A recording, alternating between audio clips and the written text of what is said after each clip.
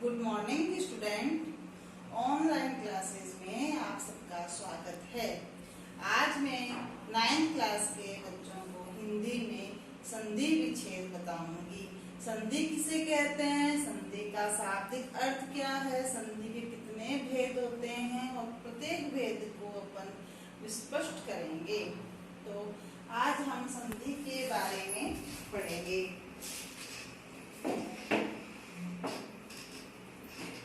संधि का शाब्दिक अर्थ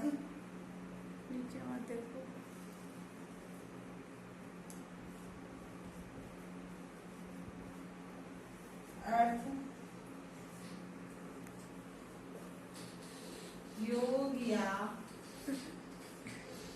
मेल। क्या होता है संधि का शाब्दिक अर्थ? योग या मेल, अर्थात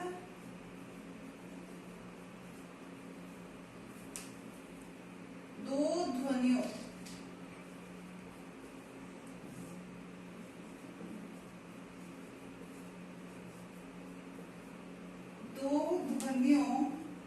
या दो वर्णों के मेल, दो ध्वनियों या दो वर्णों के मेल से होने वाले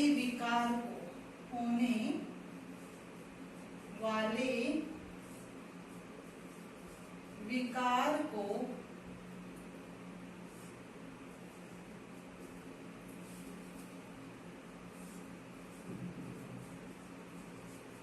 संधि कहते हैं। ये तो हो गया शाब्दिक अर्थ। अब हम इसकी परिभाषा को देखते हैं। परिभाषा, ये था शाब्दिक अर्थ। परिभाषा, जब दो वर्ण पास पास आते हैं, जब दो वर्ण पास पास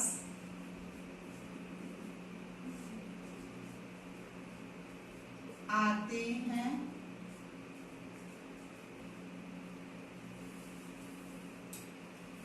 या मिलते हैं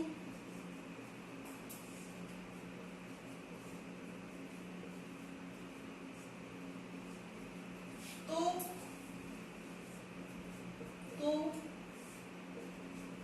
उनमें विकार उत्पन्न होता है। क्या उत्पन्न होता है? विकार उत्पन्न होता है, अर्थात वर्ण में परिवर्तन हो जाता है। अर्थात वर्ण में परिवर्तन हो जाता है, तो उसे हम क्या कहते हैं? यह विकार युक्त मेल, यह विकार युक्त मेल ही संधि कहलाता है। एक बार पुनः परिभाषा, जब दो वर्ण पास पास आते हैं या मिलते हैं तो उनमें विकार उत्पन्न होता है, अर्थात वर्ण में परिवर्तन हो जाता है। यह विकार युक्त मेल ही संधि कहलाता है। और संधि का शाब्दिक अर्थ क्या हुआ? योग या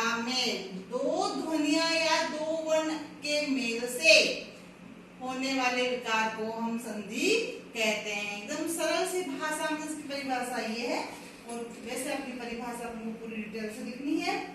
अब हम संधि के भेद को देखेंगे। संधि कितने भेद होते हैं? संधि के भेद, संधि के 3 भेद होते हैं। कितने भेद होते हैं? 3 भेद होते हैं। पहला स्वर संधि,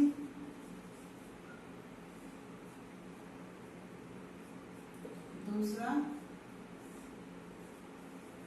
व्यंजन संधि,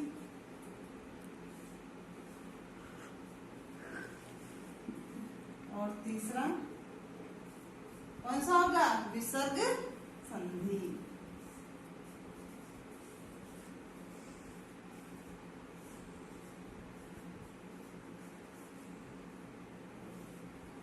इस प्रकार से हम संधि के जो है 3 भेद देखते हैं। पहले स्वर संधि, दूसरा व्यंजन संधि और तीसरा विसर्ग संधि। अब हम पढ़ेंगे पहले स्वर संधि के बारे में। स्वर संधि किसे कहते हैं? तो स्वर संधि किसे कहते हैं? जब 2 स्वरों के मेल से, जब 2 स्वरों के मेल से, 2 स्वर मालूम है ना कौन से होते हैं? स्वर होते हैं आ, ई, उ, ए, ऐ, ओ, औ, अंग, अह। ये है स्वर। मेल से उत्पन्न विकास स्वर संधि कहलाती है।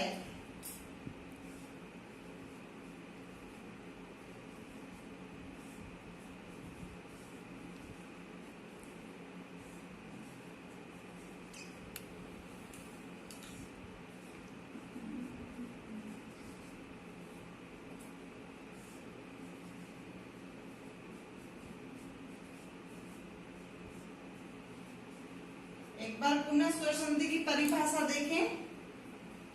जब 2 स्वरों के मेल से उत्पन्न विकार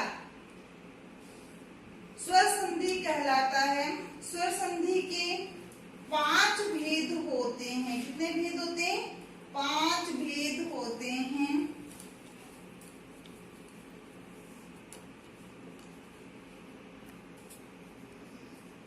स्वर संधि के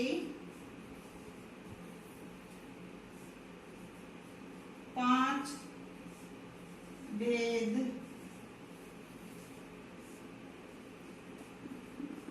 होते हैं। अब इस 5 भेद को याद रखने के लिए एक शब्द है जिसे आप याद रख सकते हैं, दिगुवरिया। दिगुवरिया सबसे पहला भेद है इसका, जो है दीर्घ संधि। कौन सा है? दीर्घ संधि। तो पहला भेद लिखें, दीर्घ संधि। अब गु से हो जाएगा गुण संधि। क्या होगा? गुण संधि।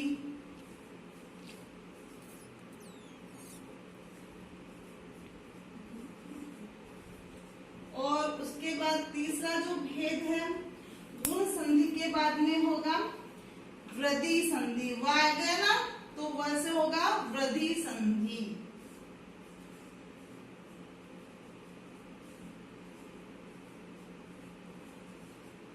ये हो गया वृद्धि संधि।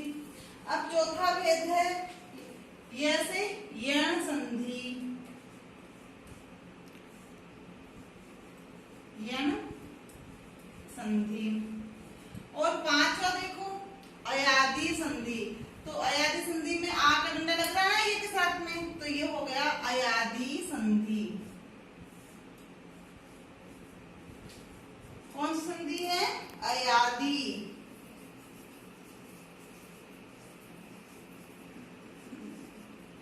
से हम देखते हैं कि स्वर संधि के भी 5 भेद होते हैं। दीर्घ संधि, गुण संधि, वृद्धि संधि, यण संधि और अयादी संधि। अब हम आगे पढ़ेंगे दीर्घ संधि के बारे में कि दीर्घ संधि किसे कहते हैं। एक्सप्लेन करते हैं इसका।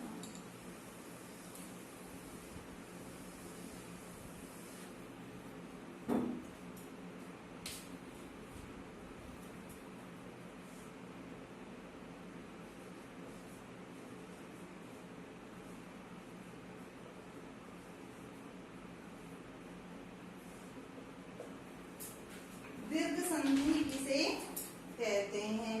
दो समान स्वर मिलकर दो समान स्वर मिलकर क्या करेंगे? दो समान स्वर मिलकर क्या होते हैं? दीर्घ हो जाते हैं। दीर्घ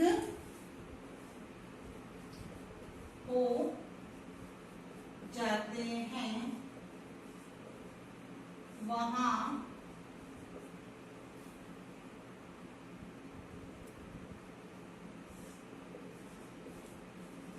दीर्घ स्वर संधि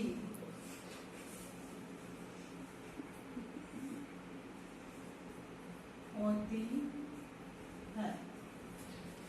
अब दो समान स्वर कैसे? देखो, अ प्लस अ क्या होगा बेटे? आ। ऐसे ही अ प्लस आ क्या बन जाएगा? आ। दीर्घ हो गया ना। ऐसे ही आ प्लस अ क्या हो गया? दीर्घ हो गया। तो क्या बनेगा? आ बन जाएगा। ऐसे ही देखो, आ प्लस आ क्या हो गया? आ। तो ये समान स्वर है, अ और आ। अ प्लस अ क्या हो जाता है? आ। अ प्लस आ बन गया। आ प्लस आ हो गया। आ प्लस आ, ये भी क्या बनेगा? आ। ये समान स्वर है। ऐसे ही हम ई से देखेंगे। ई प्लस ई बराबर क्या बन जाएगा? बड़ी ई। ऐसे ही छोटी ई प्लस बड़ी ई क्या हो जाएगा? बड़ी ई। बड़ी ई प्लस छोटी ई क्या बन जाएगा? बड़ी ई। और बड़ी ई प्लस बड़ी ई बराबर बड़ी ई। ये है समान स्वर। कैसे? छोटी ई और छोटी ई को हम जोड़ेंगे, प्लस करेंगे तो बड़ी ई बन जाएगी। छोटी ई प्लस बड़ी ई को करेंगे, ये समान स्वर है तो बड़ी ई हो गया। बड़ी ई को छोटी ई से प्लस करेंगे तो बड़ी ई बन जाएगा। बड़ी ई को बड़ी ई से प्लस करेंगे तो ई हो जाएगा। ऐसे ही दूसरा समान स्वर है ऊ का। ऊ प्लस ऊ दोनों क्या है? छोटे ऊ है। तो बराबर क्या हो गए बेटे? बड़ा ऊ। अब बड़ा ऊ प्लस छोटा ऊ बराबर बड़ा ऊ। छोटा ऊ प्लस बड़ा ऊ बराबर बड़ा ऊ। और बड़ा ऊ प्लस बड़ा ऊ दोनों को जोड़ेंगे तो क्या बन जाएगा? बड़ा ऊ। ये हो गए हमारे समान स्वर। आया क्या समझ में? इन समान स्वरों के अनुसार हमारी संधि क्या होगी? देखें आप,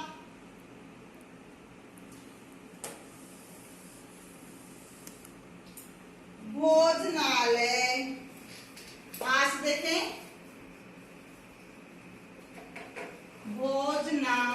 ले। अब भोजन जहां बनता है उसका आलय, तो क्या हो गया, भोजन प्लस आलय, ये हो गया भोजनालय। ऐसे दूसरा देखो, विद्यालय, जहां विद्या को प्राप्त करते हैं उसका आलय, तो हो गया विद्या प्लस आलय। अब इसमें देखो भोजन अ का है, अ प्लस आ हुआ है, तो अ प्लस आ क्या हो गया, आ, भोजना आलय। विद्यालय में विद्या आ प्लस आलय, दोनों में क्या है, आ, तो आ को जोड़ेंगे तो क्या बन गया, आ विद्यालय। ऐसे ही हम गिरीन्द्र, महेंद्र, ई का देखेंगे, इस प्रकार देखेंगे, गिरीन्द्र, गिरीन्द्र, और इसका संधि विच्छेद करेंगे, गिरीन्द्र का, गिरी प्लस इंद्र, क्या होगा, गिरी प्लस इंद्र।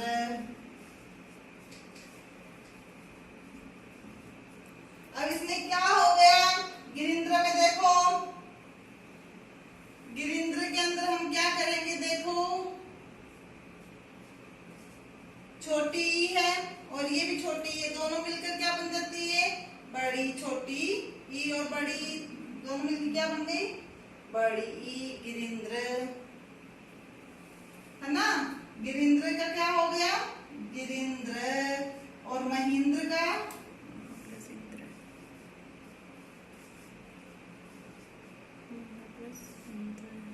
मही प्लस इंद्र, महेंद्र, ये तो पहला और ये दूसरा। इसके ई के दो उदाहरण हैं। ऊ के देखो, भानुदय, तो भानुदय का देखो, भानुदय। अब इसमें भानुदय में छोटा ऊ आएगा, भानु प्लस उदय। अब छोटा ऊ और छोटा ऊ मिलके क्या बन गया, बड़ा ऊ, भानु दय। जैसे इसमें गिरी छोटी और बड़ी, छोटी दोनों मिलकर क्या बन गया, बड़ी। ऐसे महेंद्र में भी छोटी मिलकर क्या बना, बड़ी। इसमें भी ऐसे ही छोटा ऊ और छोटा ऊ मिलकर क्या बन गया, बड़ा ऊ। अब ऐसे ही हम दूसरा एक उदाहरण और देखेंगे इसका, भानुदय की तरह ही, वधुत्सव,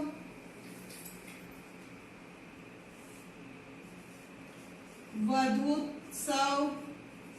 अब वधुत्सव का संधि विच्छेद करेंगे तो वधु प्लस उत्सव। अब वधुत्सव में बड़ा ऊ और छोटा ऊ मिलकर क्या बन जाएगा, बड़ा ऊ, तो क्या हो गया, वधु प्लस उत्सव। इस प्रकार से हम समान स्वर में देखो, अ के समान स्वर से मैंने आपको दो उदाहरण बताए हैं, ठीक है बेटे। ई के समान स्वर से मैंने आपको दो उदाहरण बताए हैं, और ऊ के समान स्वर से भी मैंने आपको ये दो उदाहरण बताए हैं।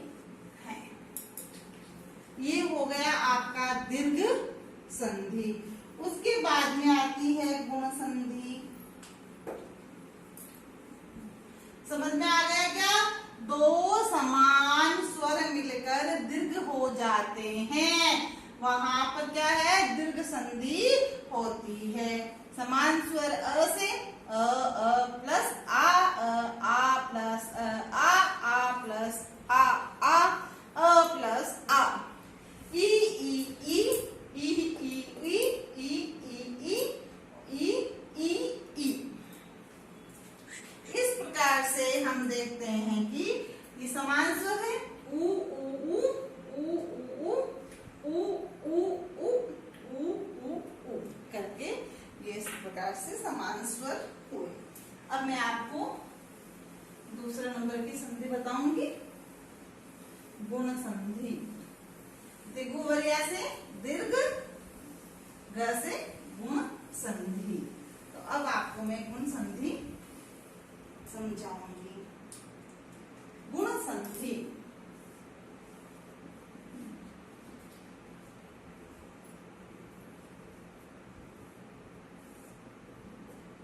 दूसरे नंबर की स्वसंधि है। यदि अ या आ के बाद ई या उ या ऋषि आए तो दोनों मिलकर क्या बन जाएंगे? ओ या अर हो जाते हैं। इसके बाद यदि अ या आ, इस दोनों के बाद यदि अ या आ के बाद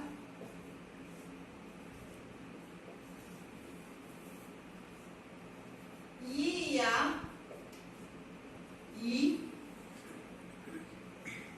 उ या उ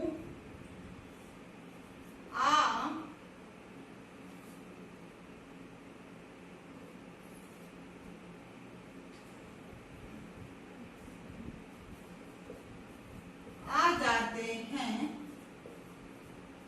तो वहां ओ या अर हो जाता है। अब कहने का मतलब एकदम सरल सी भाषा में आपको मैं बताती हूं।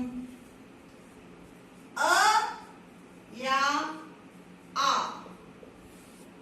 के बाद यानी प्लस के बाद ई या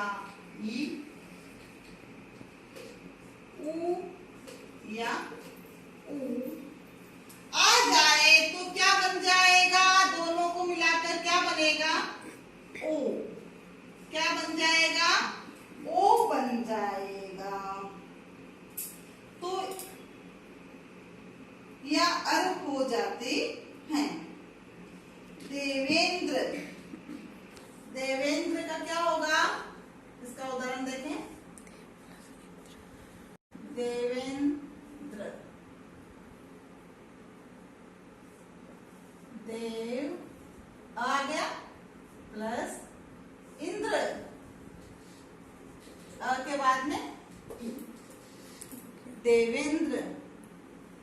उसके बाद में आप देखें गणेश, दूसरा उदाहरण गणेश। तो गणेश में क्या होगा बेटे? गण प्लस इस,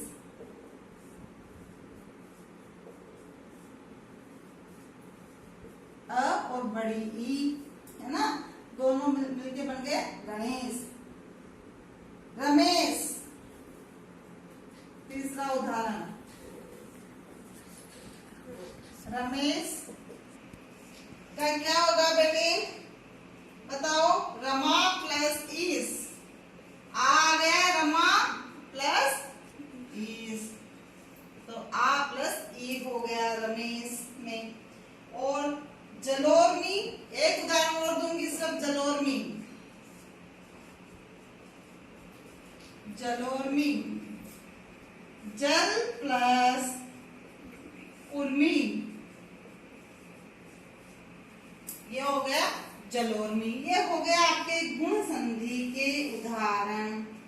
ठीक है बेटे, तो इसमें मैंने अ का भी बता दिया, अ के बाद ई आने का, और अ के बाद उ का भी उदाहरण आपको मैंने बता दिया। तो आज आपको गृह कार्य में सिर्फ ज्यादा नहीं 3 ही प्रश्न करने हैं गृह कार्य में।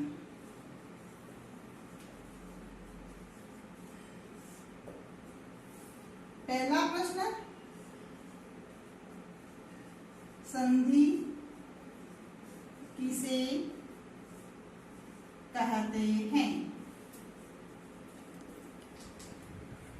उसके भेद बताइए। एक प्रश्न ये। दूसरा प्रश्न आपका बनेगा प्रश्न संख्या 2। दीर्घ संधि की परिभाषा बताते हुए उसके 5 उदाहरण दो। तीसरा प्रश्न संख्या गुण संधि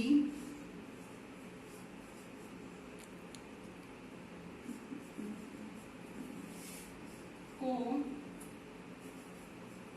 स्पष्ट करते हुए उसके 5 उदाहरण बताइए। इस प्रकार बच्चों हमने संधि की परिभाषा, संधि के भेद व स्वर संधि के भेद और दीर्घ व गुण संधि को आज हमने समझा। कल हम यण संधि को पढ़ेंगे। ये प्रश्न आपको अपनी अभ्यास पुस्तिका में करने हैं।